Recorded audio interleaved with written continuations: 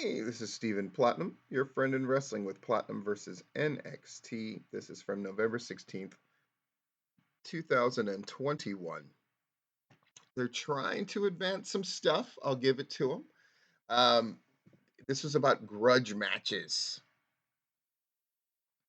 WWE NXT 2.0. Some rivals were clashing. Dakota Kai, for example, returned to cost Raquel Gonzalez the NXT Women's Championship. Uh, Big Mommy Cool, so terrible, was looking for payback this week with a one-on-one match. Diamond Mine has made lots of enemies, and now Kushida, Ikemenjiro, oh boy, and Odyssey Jones teams to fight Roderick Strong and the Creed brothers. Cameron Grimes took big money from Duke Hudson in the poker room, so the big man challenged him to try it again in a wrestling ring, and the two would have a poker showdown. You'll get to see what that means in a bit. And Tony D'Angelo um, is taking on Dexter Loomis with Johnny Gargano backing up Dexter Loomis. Let's see what's up. We get Dexter Loomis against Tony D'Angelo right off the jump. Um, and um, he beat Loomis by poking him in the eye and then hitting a swinging neck breaker. Okay, so I guess Dexter Loomis don't matter much anymore.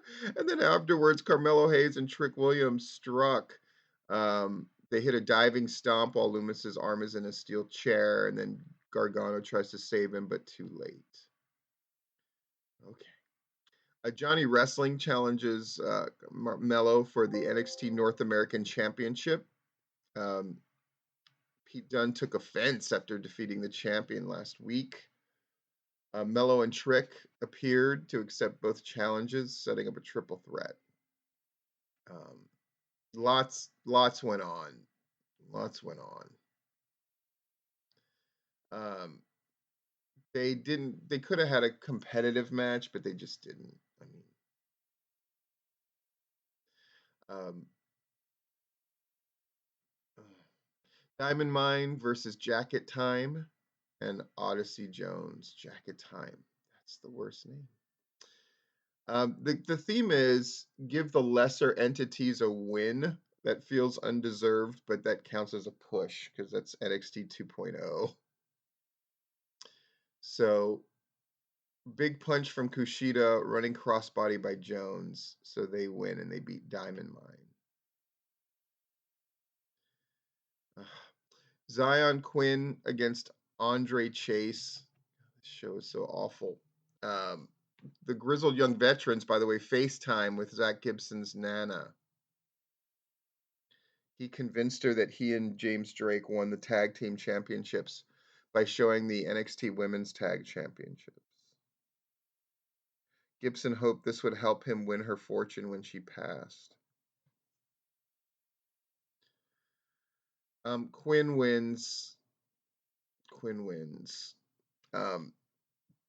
with a jackhammer. Ugh. And then Joaquin Wilde and Raul Mendoza struck. So another match where people are attacking at the end of a match.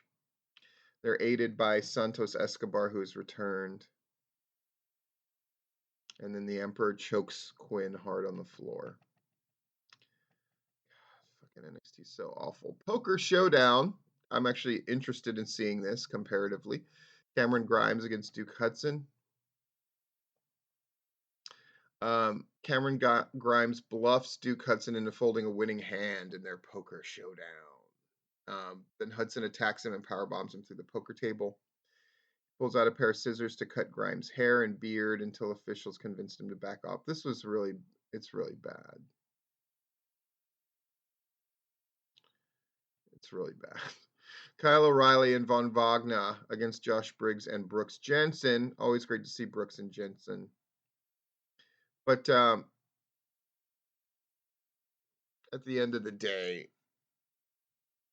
Briggs and Jensen lose rather easily and convincingly from a double underhook side slam.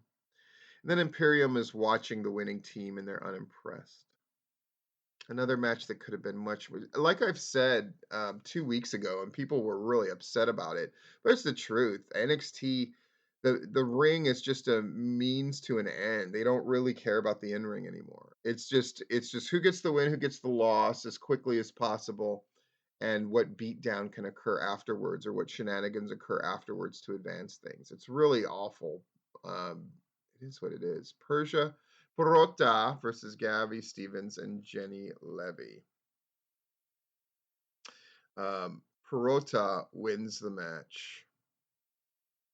Okay. Perota stacks up both people for a double Samoan drop because they're just local competitors, and Perota's the big wiener. Then hits an F5. Robert Stone is watching closely. Perota is not a great performer as far as the non-wrestling stuff. The ring stuff is just, strong person stunt stuff.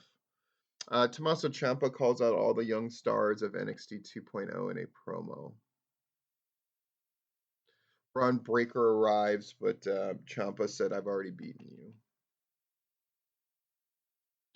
Walter, always interesting.